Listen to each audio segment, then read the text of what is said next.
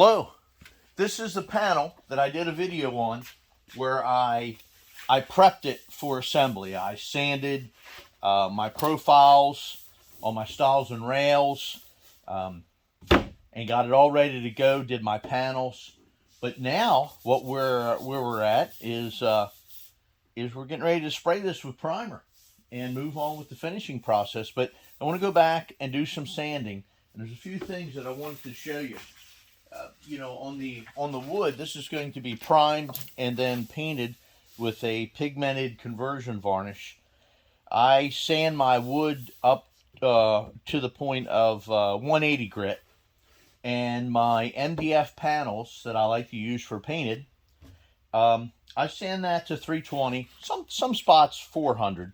320 works well.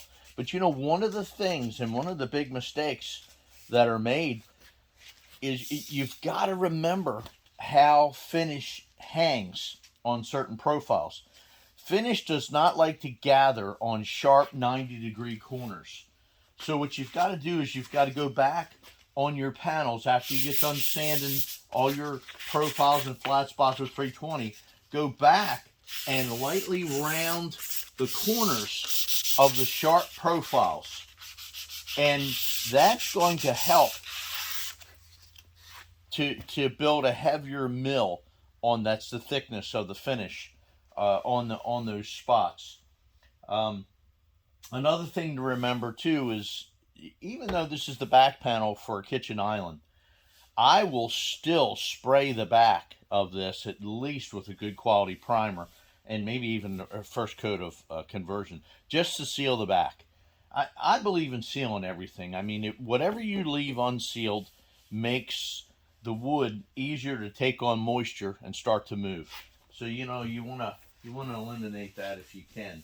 But get the wood section sanded to 180, get our MDF sanded to 320, and then go back while you're sanding and extract the dust. That does not apply just for orbital sanders, but when you're hand sanding, to extract that dust while you're sanding and sometimes suck it off the paper and then go back, you're not spending your time grinding little wood particulates back onto the wood and basically polishing the wood. You want to have these super fine scratches that this 180 is going to provide you so that you get a mechanical bond to the wood. So that's a tip for this. I'll do another video on on the priming and then sanding after the primer, and then how to go back and maybe fill in imperfections, because we do the best job we can looking around right now and feeling and touching. But look, if you look away and you hit and you rub the joint in any spot that you feel may be an issue, if you feel it, you'll see it. So it's got to go away. It's got to be perfect. And don't think that your finish is going to take away any imperfections.